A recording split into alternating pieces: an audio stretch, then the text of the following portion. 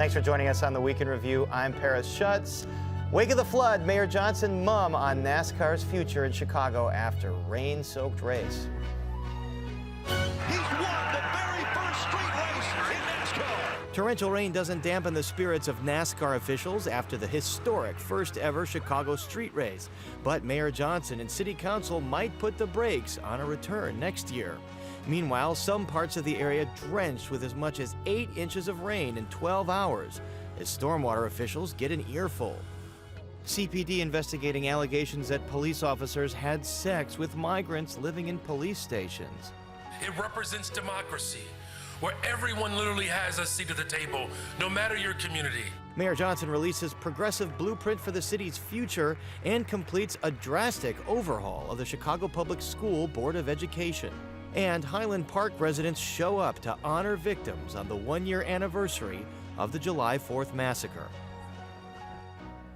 And now to our Week in Review panel. Joining us are Craig Dellamore of WBBM News Radio, Mike Lowe of WGN-TV News, Sarah Karp of WBEZ Chicago, and Ray Long of the Chicago Tribune. A lot to get to this week, but Craig Dellamore, we got to get to this disturbing story that developed today. CPD allegedly, or investigating whether an officer had sex with migrants at the 10th District Police Station. What do we know so far about this? Well, we know very little because I think all of the authorities have been sort of tiptoeing around the facts. In fact, just before we went on the air, we got a statement from Mayor Johnson's office saying that they were investigating an allegation that a police officer had sex with a minor migrant.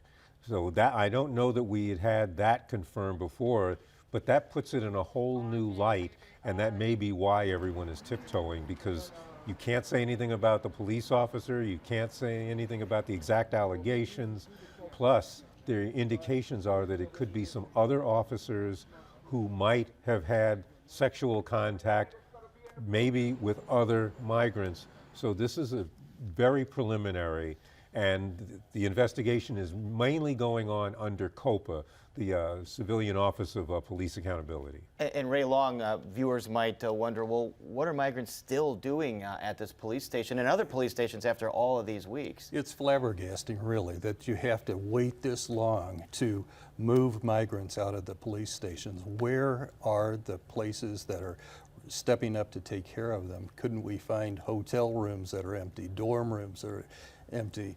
Couldn't we find churches that are willing to open their doors?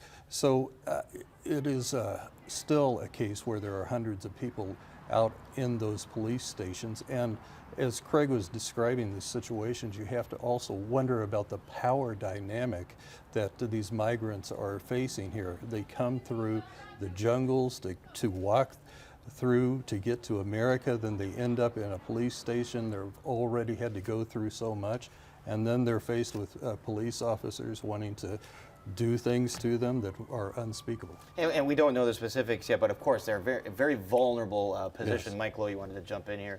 Well, this all stems from the policy that if a migrant shows up at a police station, they get to stay there until the city places them in a safe place, right? And so you would think the police station would be the safest possible place, Right. Yeah. even though there aren't beds. But at any time this has been brought up about where should we relocate some of these migrants, it becomes a big problem in every neighborhood. We've seen it. It's a huge controversy. So I think that is one of the reasons that's driving why the migrants are still camped out in the police stations. Part of the difficulty, or no, go ahead, Sarah. Well, I was going to say that one thing that's sort of interesting is that I was reading that the workers had asked for the city to send some people to sort of monitor where the people were sleeping, you know, that they were safe, and that the city hasn't sent anybody yet. This was according to the Sun-Times. So that's an issue, because I guess people have raised this concern that these are vulnerable people. They need to make sure that they're safe. But you'd think the police are who you would call when you felt unsafe. So that's an issue. A lot to investigate here. But Craig Dellamore, I mean, City Council recently passed upwards of $50 million to deal with the migrant crisis. Where is the comprehensive plan to house some of these migrants, at least temporarily, that's a safer place than where they're at? Well, first off, that $51 million, only takes us to the end of this month, and most of it is going toward personnel. But that's another story that we've dealt with here. The plan is to find other places. They are trying to stand up other places, but as we have seen, even proposing some place and saying we're going to turn, say, this hotel into a place for migrants brings people from the community saying, wait a minute, let's hear more about this. So it is not an instantaneous thing where someone waves a magic wand and all of a sudden there's a shelter. It takes time.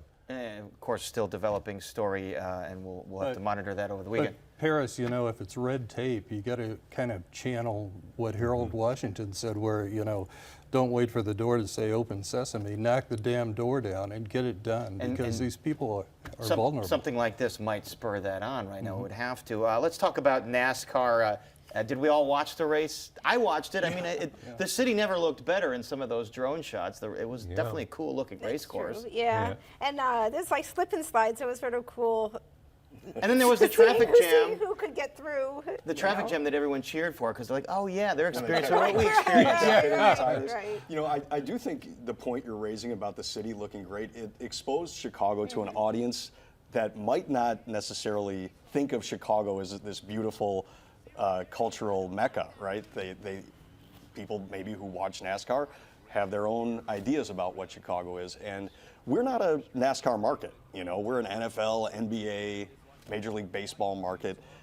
So it was kind of cool to see it, but I think the general consensus is that because of the weather, they probably deserve one more year to see if the concerts had gone off as scheduled, if all the races had been able to be run. We would have a better sense. So we didn't really get to see. Remember, the ratings were still good. Yeah. That's what matters to NBC is NASCAR. The TV ratings were good. And that is the other thing that tells them maybe if we had had an even better show to sell, that even more people would have watched. So they do want that second year, I bet. What matters to Mayor Johnson's City Council is the economic impact here. So when are we going to know what those numbers are? We're still a ways away from that. A lot of people want to see the bottom line here and see how they can calculate the economics of it, to see whether it was good for the city, the bottom line of the city overall. But I still want to know what is going on with just cars going in one direction. Couldn't we have some real Chicago driving where we're going in both directions, maybe a couple of six-way quarters there? Be careful what you wish for there, Ray. Gaper's delay at some point. Gaper's delay, there you go, Mike. I was thinking about Stony Island would be a cool racetrack. Yeah. You know, maybe we could get out into the neighborhoods. That would actually be kind of cool. Remember, one of the other things is that they found out, and the disruption is the other thing that the mayor will want to be hearing about. But the museum campus did as much, and in at least one case, I think, more business than it would normally get, or they were pretty much where they normally would be, and certainly above the projections. And the hope obviously was for restaurants that have struggled since the pandemic in the Loop to have a big event, draw crowds to their restaurants. We'll have to see. Yeah, we'll have to wait and see what the those numbers are. But does City Council have leverage to perhaps wrest more concessions out of NASCAR? I would think so, because they get millions out of Lollapalooza and groups like that who come in. So there may be a way to say, hey, look, we deserve a little more moolah. And that's been a subject of some reporting. I think first on CBS 2, Brad Edwards talked about the idea of NASCAR only paying $500,000 for the permit when Lollapalooza pays $8 million and doesn't disrupt traffic or the neighborhood anywhere to the extent that NASCAR did. Does that sound like a sweetheart deal to everybody here? Yeah. But I believe the city did say that those other major festivals started out with contracts like this one, and then when they grew into something much bigger, then they paid a bigger percentage. Right, the Park District Board Chairwoman Rosa Escareno defended it that way today. But Craig Delamore, if you had to guess, because the city has a clause in this contract where they can choose not to renew the next 2 years of races. If you had to guess, is this race coming back next year? I believe it will eventually. I think that there will be some questions, but it wasn't as disruptive as many people expected. It did better than some people expected despite the rain. I think it will be back. All right, we're holding you to that prediction, Craig Delamore. I'll say one more thing. I was surprised Michael Jordan wasn't here. He's a NASCAR owner. And it's just such a natural fit. I think they should really make a push to get him here for it next year if it returns. Maybe his flight was delayed by the rain or something like that. That's possible. All right, let's move on to some other issues this week. Mayor Brandon Johnson says his new transition report represents his values and the diversity of the city. Because this blueprint represents a platform that I ran on. But it's also a representation of how we will govern. It represents democracy, where everyone literally has a seat at the table. Sarah Karp, the mayor's gotten some heat for his perceived slow rollout of hiring top folks and putting out plans like this. What do you make of this transition report that he put out this week? Well, it was long. It was 223 pages, and it was a lot of the things that you heard him campaign on. I mean, he sort of brought in the people who agreed with him and laid out what they thought should happen, which was what he thinks should happen. I mean, I didn't hear anything that I was like, oh, well, that's new, that's different. He, in the transition committees, though, he did try to get some diversity of opinion. I mean, there were some business people. I did hear some grumblings from some progressives, like, why would you choose that person? But in the end, it was basically like a laundry list of all the things that he'd like to do. There's a million questions. These are great goals, but how do you reach these goals? I think that's the biggest question. And like you mentioned, a lot of these things he brought up in the campaign, like new revenue for housing for the homeless, bringing back the corporate head tax. Ray Long, does a report like this lead to legislation and action, or is it something that's going to be shelved and gather dust? Well, I've seen a lot of blue ribbon reports over the years that go right up onto the shelf. But I do believe that they intend to try to get some things done here. And if you have a Democratic legislature with a Democratic governor, if they want to take some legislation downstate, they may have a better than usual chance of getting something done that way too. And on the point about raising money for the homeless, that real estate transfer tax they're talking about, I think the committee basically sided with going the route of the legislature rather than trying to put it up for a referendum before the people of Chicago. And that's going to be, I mean, both routes would be difficult, but the governor and the General Assembly have not indicated that they would support that tax at all, right? Yeah. They said, like, basically no. Yeah, the governor has pretty much said that that is not something that he is thinking about right now. Yeah, there's definitely going to be some revenue challenges as well as violence challenges.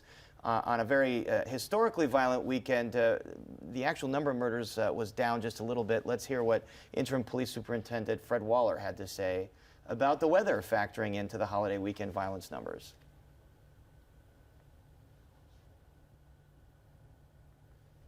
And maybe we don't have that clip, but I think what he's saying is, sure, it rained a lot, it was a deluge, and that does have some impact, although it still was a fairly violent, long weekend. Murders are down 6% this year. Mike Lowe, is that success or perhaps failure that it should be down more? When compared to other big cities, New York and LA, it's nowhere near the success that they're having. I think shootings were down something like 25% in New York and maybe more than that in LA. Nowhere near those numbers here. But it's progress. I mean, you don't want to say, when the numbers are down, you don't want to scoff at that, but it's certainly not anywhere near what we would like to see. Yeah, and the progress is going to be incremental. Anything like that, you chip away, the police are learning where the hot spots are and trying to staff up in those hot spots. It's going to take a while for them to have any real momentum, but, and at least Waller did acknowledge, while it was raining, no one was out there. And he said, and let's be honest, when the rain stopped, the gunman came out. He did acknowledge that. One of the things he said was, well, perhaps they should be more proactive in breaking up some of these large gatherings. I mean, this is not new. Right. Everyone It's knows like, where there's a good large idea, I think. gathering, there could be problems. So It wasn't a light rain either. It was like a torrential downpour here. right, So for hours. who's going to go out and shoot? You couldn't even aim straight. Not that they can already, but. we should talk about that record-setting rainfall, because some areas on the west side in Cicero got up to 8 inches in 1 hour and in one day, and around 2,000 basements flooded on the west side. Do the stormwater officials deserve some of the heat they're getting for perhaps not opening the locks earlier and diverting the rivers? We have deep tunnel. We've been talking about deep tunnel and doing all that and relieving the problems, but at a certain point you might also think maybe there really is something about this climate change issue that is driving the problems. And do you want to then open the river up with all of the waste that goes in from the river into Lake Michigan, and then you can't have beaches open? Well, and that's the thing, that the Metropolitan Water Reclamation District is saying that basically all the deep tunnels and reservoirs were filled to the brim because of this storm and pretty much could not handle anymore. So it does say that after all that billions of dollars spent, they might need to spend billions of dollars more. Yeah, I mean, unfortunately, these are the kinds of things that people want easy answers, Right. and it's a real technical thing when you're deciding when to open the locks and when not. You're doing the cost benefit analysis, but in this turn, Well, as I said, the river has to be at a higher level than the lake yeah. for the water to actually flow in. But Mike Lowe, would you want to jump into Lake Michigan right now? I mean, No, and in fact, some of the beaches along the North Shore were closed because of E. coli, and you wouldn't want to, I don't think anybody would want to jump into Lake Michigan after sewage or whatever was let in. But I do think it's worth, when we're talking about assigning blame, it was a historic rainfall, and that doesn't happen every day. It's not like this is a problem that we're going to see every weekend. in fact, an MWRD engineer that came on this show last night said it was a 1 in 100 to 500 year rain event. I mean, that's how historic that is, and it does seem like we are going to be seeing, and we have seen more of those kinds of extreme Yeah, I was events. saying we're getting these 100, those 500-year Every month. rainstorms. 5 years, If yeah. not every, but it's certainly every year. Although let's not forget that there was a drought before this. Yes. So it's Right. feast or famine. Exactly. All right, well, let's move on to another issue involving education this week. Mayor Brandon Johnson basically cleans house at the Chicago Board of Education. Not unsurprising there, but who did he replace Mayor Lightfoot's appointees with? So he wound up keeping one person, that's Elizabeth Todd Breland. She's a UIC professor, and she's been very much a strong voice, a strong progressive voice on the school board. But other than that, everybody was gone, including Michael Scott Jr., a far South Side activist that I thought he might keep on. I was not sure that he was going to replace everybody. He brought on the leader is going to be a guy named John Ann Shee. He is the head of he was the head of Raise Your Hand Chicago, which is a parent advocacy group that is a very progressive. They were founded because they were fighting against the administration. And they had ties to the teachers union too. The teachers union provided funding to them. Yeah, they have funded them over the years. They definitely have. But they were founded when way back in 2010. You might remember that the school district was talking about growing class sizes to deal with budget crisis, and that's when Raise Your Hand was born. He brought on a special education advocate who's also a parent who's been very strong over the last couple years. There were some names that I wasn't really expecting. Rudy Lozano Jr., Mariela Estrada. These are not names that are sort of household names in education. They are progressives, but I'm not exactly sure what their education bent is. So it'll be very interesting to see. I was listening very closely to what they were saying. They had a press conference the day after they were announced, and the thing that they talked a lot about is listening to parents and listening to the community, and that's something that a lot of people would say has been missing over the last decade or so. So it does seem like they've been walled off from the community and that they've been sort of just an extension of the mayor. But Ray Long, would you anticipate, because of the progressive nature of these new nominees, that they would hew to some of the things the CTU wants and Mayor Johnson wants? More social workers, definitely a moratorium on school closings. Yes, I think you're right on that, Paris. And I think that when you look at somebody like Rudy Lozano Jr., you see somebody who comes out of the activist agenda, somebody whose father was slain, who was an ally of Harold Washington, who also has ties to Chuy Garcia, and he also ran against establishment Democrat Dan Burke in the legislature.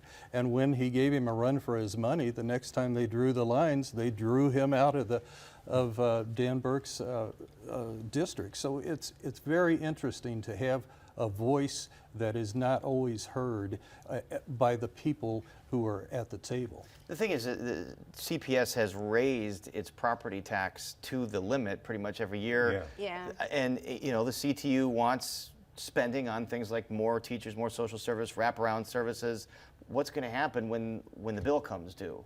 Well, this is the last time the mayor gets to shape this, the answer to that question, because in 2025, we go to the elections. So Fully elected school Fully board in elected school board. 2025, although And expansion. and in Partial. 2 years, it'll be 11 appointed and then 10. 10 So then how elected. does that work with the ones he just appointed now? Are some of them going to just have to lose their Well, jobs? technically they could leave, but they have also said that what could also happen is that the mayor could reappoint them. Yeah. And so if he's happy with them, he'll keep them around, and then you'll just have the new elected people. Right, because we're going to go from a 7-member board to a 21-member Member Member board. board. yes. And one thing that is really interesting is you talk about 2025. At that time, there's a projected deficit of over $600 million. The COVID relief money that the school district has really been depending on to pay its bills over the last 3 years is going to run out, and it has to be spent. And so what happens when a group of people who are progressive, who say we want a fully funded school, have to now balance the budget? I mean, they're legally obligated to balance And you the know budget. this better than anyone, Sarah, because there are all these sort of contracts that CPS lets out, and you discovered, one of the biggest ones, $250 million to the principal training program, SUPS, that turned out to be corrupt and that landed the former Superintendent Barbara Byrd Bennett in jail. So when is the board actually going to start scrutinizing these contracts?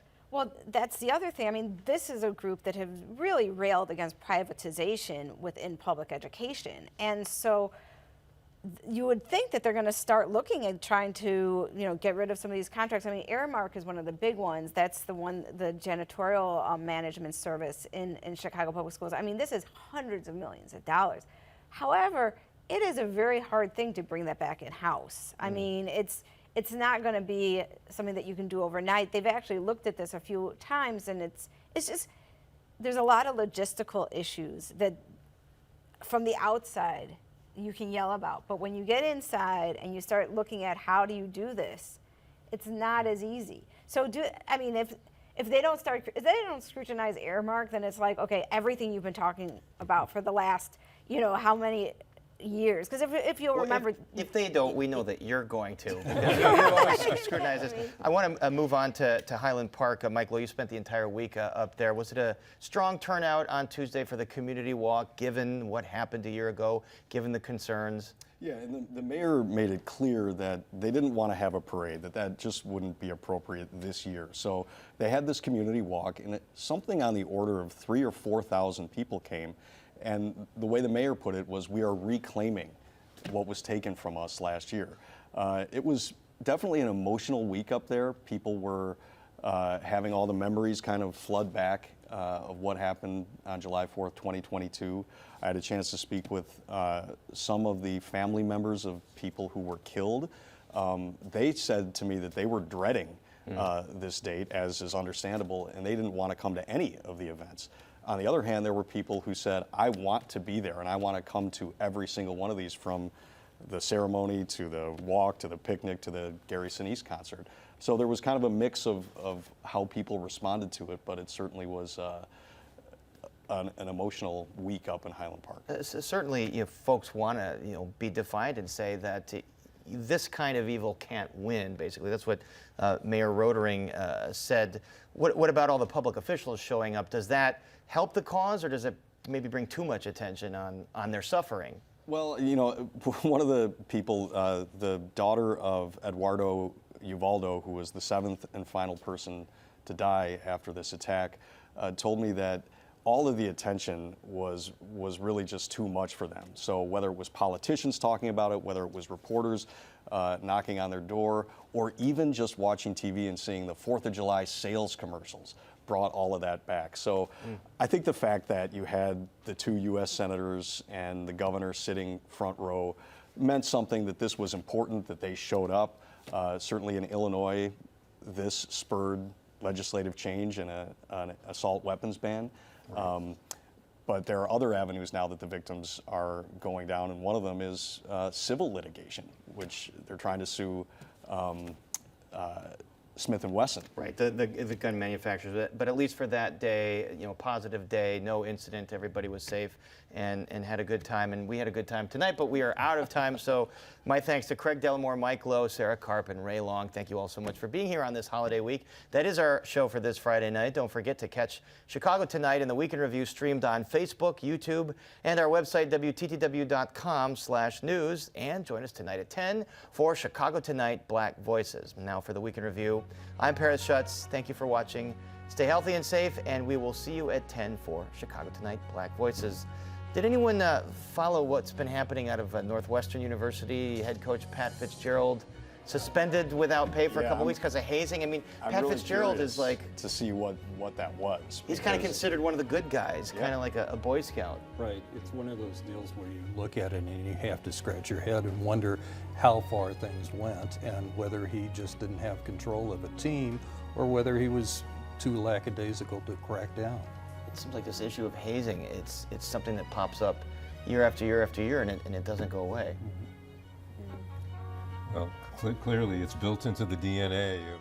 Closed captioning is made possible by Robert A. Clifford and Clifford Law Offices, a Chicago personal injury and wrongful death firm, and proud sponsor of programming that offers advice and strategies to enhance the physical and mental well-being of fellow legal practitioners in Illinois.